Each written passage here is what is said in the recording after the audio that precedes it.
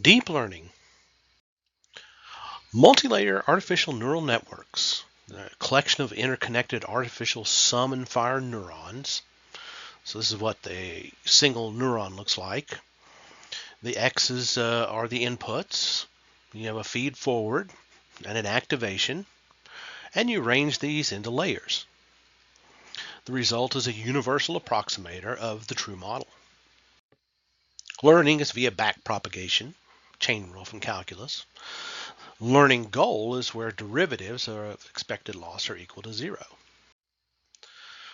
But there are some good things and some bad things about artificial neural networks. The good, it's a universal classifier. The bad, overfitting, big issue. Good, energy decreases. Bad, local minima. Good, backpropagation. Bad, vanishing gradient. And the ugly, neural networks require random initial values for the weights, may not always work, and have huge numbers of parameters. So multi-layer artificial neural networks are essentially compositions of activations and linear weight matrices. Suppose we defined f sub j of x to be the activation sigma sub j on the w sub j of x. Then that means we would have a true sequence of compositions. For universal approximation, we often only need the last layer to be a neural network. The prior layers can implement classical mappings and transformations. So here we can use functions from applied math. Deep learning is universal approximators that learn representations. So we have a representation and then a universal approximator. So representation learning plus artificial neural networks is what we think of as deep learning. And we'll see this in later videos in particular. But we got to address some issues first with the neural network and how it's trained. In particular, we'll combine it with convex optimization concepts. So remember our POLIA problem-solving process. Well, deep learning encapsulates both computation and representation into the same step. A layer in a deep neural network is a function with weights modified by backpropagation based on a loss function. So we have weights, we feed forward, and we backpropagate on the errors to modify the weights. There are usually multiple layers. Deep learning is essentially compositions that alternate between linear transformations Wx and nonlinear single variable maps F. Typically, the functions are fixed and the linear maps are learned. So we have a layer, and the forward, the x varies, but the w stays fixed. And then we get our predictions for the responses. We have our actual values for the responses, and that gives us our errors. And as we go backwards, the x is fixed, but the w varies. All the weights in the network as a vector being represented by this w, which means this w may be a very large vector. Individual errors, also called a loss. So we have the loss from the predicted versus the actual. And we write it like this, but it's really a function of the weights. The goal is to find weights, w, that minimize the expected loss, plus some regularization term to reduce overfitting, or perhaps another regularization term to force weights to be sparse. So these norms are convex, so if L is convex, then we have a convex optimization problem. And these are called regularizations, of course. So we use an optimizer for backpropagation, which means we're using the gradient to move from W sub n to a point Wn sub plus 1 corresponding to a lower level of our energy surface. But we're actually going to illustrate this using the level curves you see there in this xy plane. That is, if we have an unconstrained minimum, then we have these, because it's a convex surface, these elliptical looking curves. And we're going to look at simple gradient descent with a learning rate L. I'm going to add more curves. And I'm going to use these to illustrate that if we start with a learning rate L at W0, then the negative gradient at W0 is normal to the curve, which means it's perpendicular to the tangent line at W0 to the level curve with level h of W, and the negative gradient points in the direction of fastest descent of the objective. So we move a distance L in that direction, we get to a W1, and we do it again. We take the negative gradient at W1, which is normal to the curve pointing in the direction of fastest decrease, and we move to a W2, and then to a W3, and a W4, and a W5. We often reduce L while we're doing this because we could end up bouncing around the answer and missing it because L is too large when we get really close to the desired minimum.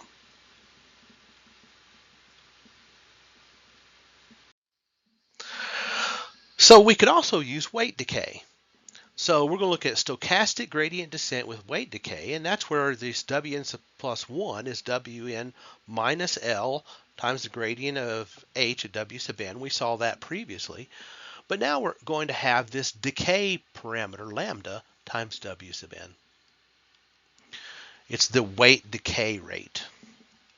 So W0, and then we get our perpendicular. We take our step to W1. But now what we're going to do, I've drawn an xy coordinate system so that we can draw our vector starting at the origin. Here is our negative gradient of h of W1. Here is our W0. And what we're going to do is we're going to add a lambda times that W0 to this gradient, and that's going to give us another step. And then we take another step, and another, and the same concept. Now, it may not look like we've gained much from using stochastic gradient descent with weight decay, but it turns out that you get the same result as applying classical stochastic gradient descent to an objective h of W plus a regularization term. So in other words, stochastic gradient descent with weight decay is equivalent to a regularized problem. And we can prove that theorem. Stochastic gradient descent with weight decay parameter lambda greater than 0 is equivalent to L2 regularization at the level lambda. This isn't true for all machine learning optimizers. In particular, we'll see a thing called ATOM in a few minutes, and it's not true for ATOM. So let's look at a stochastic gradient descent with simple momentum. Notice now I have this mu, and I've got the gradient at the previous W sub n minus 1. So mu here is my momentum rate. So here's W naught, and I take my first step. But now I take my gradient at W1, and I combine it with some small part of the negative gradient at W0.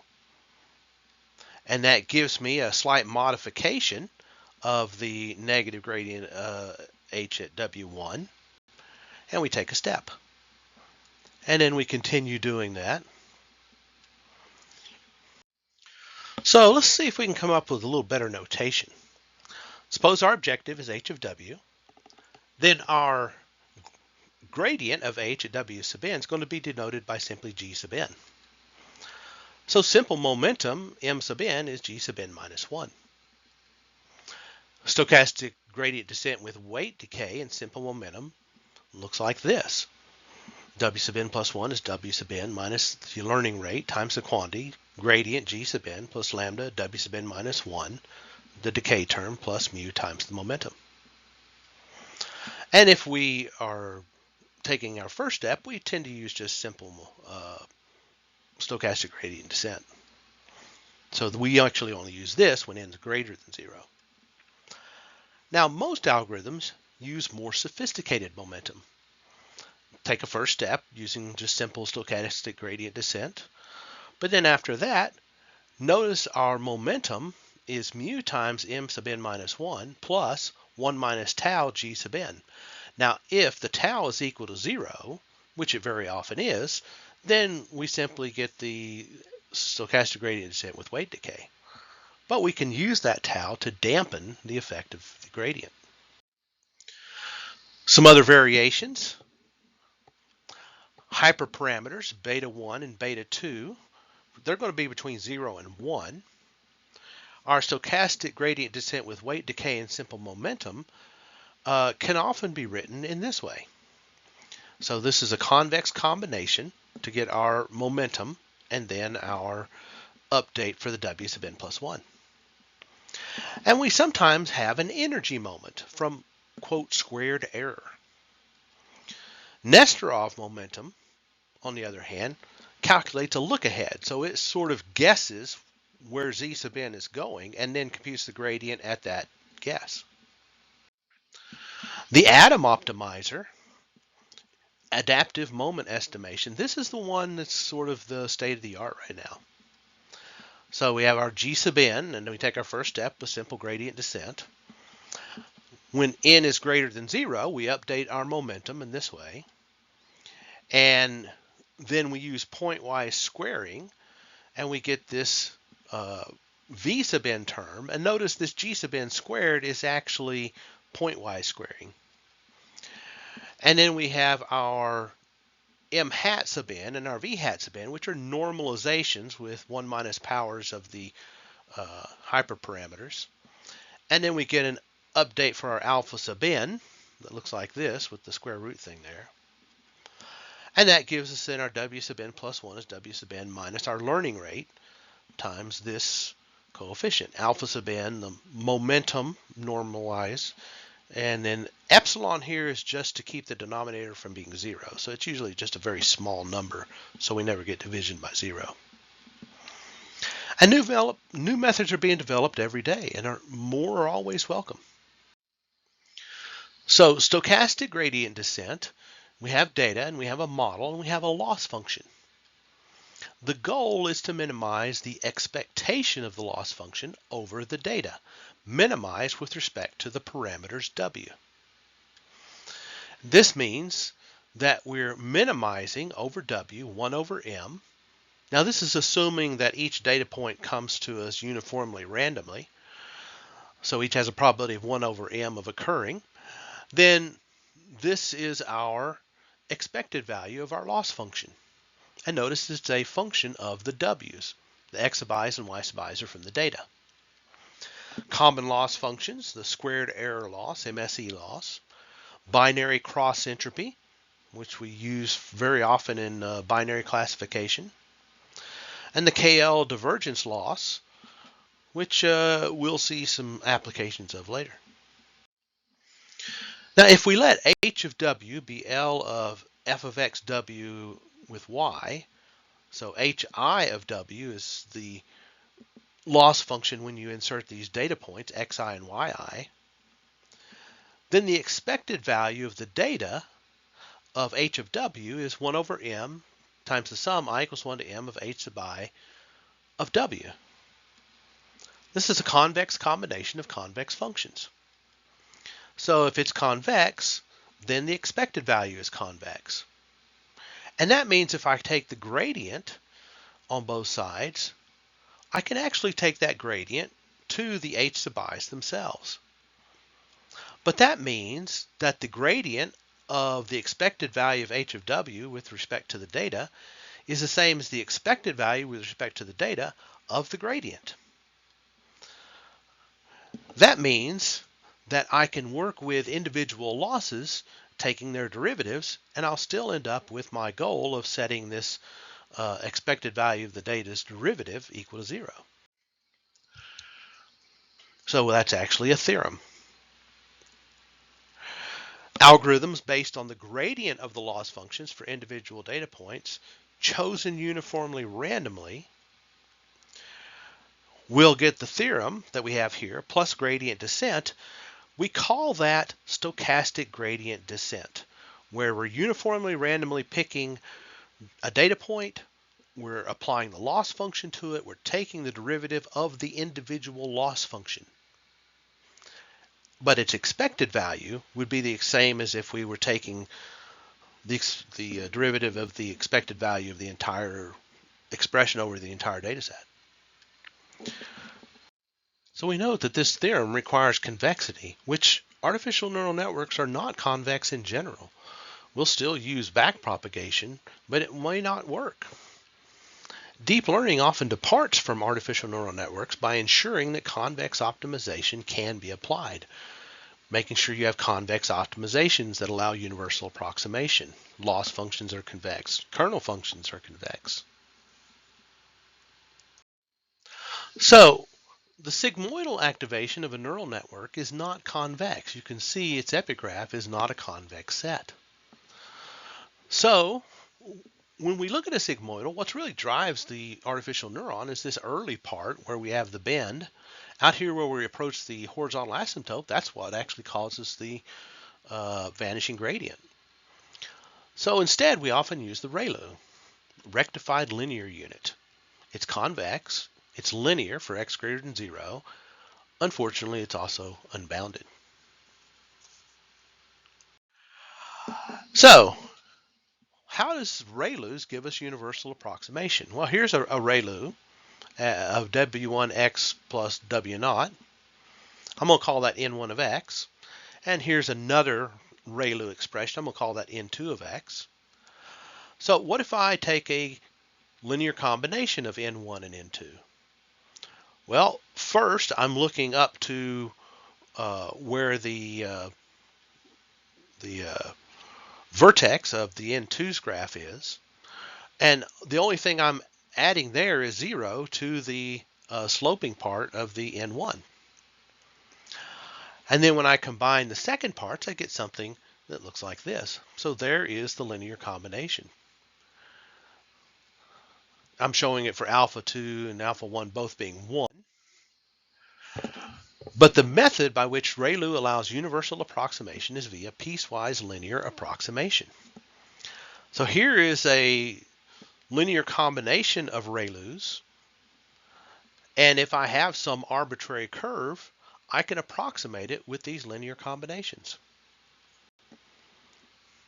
as you see here. So this is for a one-layer neural network. We also sometimes use the soft plus. So the ReLU is often written as simply x to the plus power, meaning positive when it's bigger than 0 and 0 when it's less than 0, as you can see here. So ReLU is the max of 0 and x, 0 if x is negative. It's not differentiable. We can still backpropagate, it's not a big deal, but sometimes we want something that is differentiable.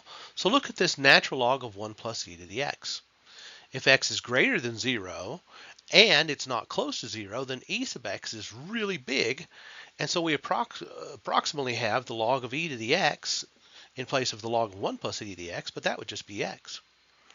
If x is less than 0, not close to 0, then e to the x is approximately 0, and we simply have Sm of x is the log of 1, which is 0. And it's differentiable. And it looks like this, and it's called the soft plus. So ReLU versus soft plus, the sigmoidal takes on a new role. So the derivative of the soft plus is the sigmoidal, the logistic function. So a logistic function is often used as the activation of a traditional multilayer perceptron. It's the derivative of a soft plus function.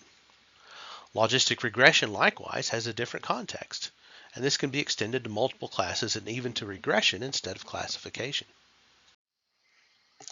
But all of this has been preliminary.